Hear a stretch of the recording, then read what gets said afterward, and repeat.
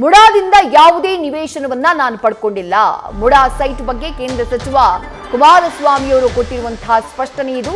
1984ರಲ್ಲಿ ನಿವೇಶನ ಕೋರಿ ಮುಡಾಗೆ ನಾನು ಅರ್ಜಿ ಸಲ್ಲಿಸಿದ್ದೇನೆ.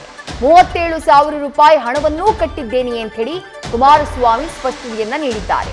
ನಿವೇಶನ ಸಿಗದೇ ಇರೋದೇ ನನ್ನ ಅದೃಷ್ಟ ಅಂತ ನಾನು ಅಂದ್ಕೊಳ್ತೀನಿ.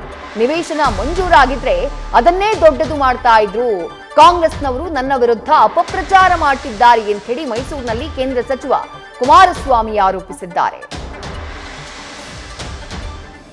84ರಲ್ಲಿ ಬ್ರದರ್, ನಾನಿಲ್ಲಿ ಚನ್ನಾಂಬಿಕಾ ಫಿಲಮ್ಸ್ ಅಂತೇಳಿ ನಜರ್ಬಾದ್ ರೋಡಲ್ಲಿ ಒಂದು ಡಿಸ್ಟ್ರಿಬ್ಯೂಷನ್ ಆಫೀಸ್ ಇಟ್ಕೊಂಡಿದ್ದೆ.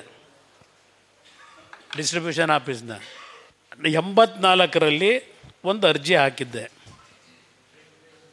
37,000 ರೂಪಾಯಿ ಅದು ಅರ್ಜಿ ಹಾಕಿದ ಮೇಲೆ 37,000 ದುಡ್ಡು ಕಟ್ಟಿದ್ದೆ. ಒಂದು ನನಗೆ ಸ್ವಾಧೀನ ಪತ್ರ ಅಂತ ಕೊಟ್ಟರು, ಅಗ್ರಿಮೆಂಟು ಮಾಡಿಕೊಟ್ಟಿಲ್ಲ.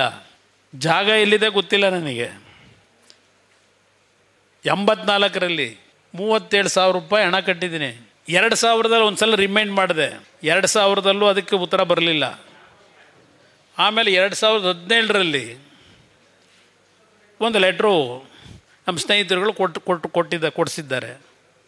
ಅವತ್ತು ಏನು ಉತ್ತರ ಬಂದಿಲ್ಲ. ನಾನು 2006 ಮುಖ್ಯಮಂತ್ರಿ ಆಗಿದ್ದನು. ನ್ಯಾಯಯುತವಾಗಿ ತಗೋಬೇಕಾದ ಸೈಟ್ ನಾನದು.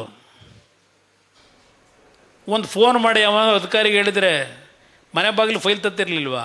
ಈ ಅಧಿಕಾರ ದುರುಪಯೋಗ ಪಡಿಸ್ಕೊಂಡ ಸಿದ್ದರಾಮಯ್ಯ. ನ್ಯೂಸ್ ಫಸ್ಟ್ ನಿರ್ಭೀತಿಯಿಂದ ನಿಮ್ಮ ಪರವಾಗಿ.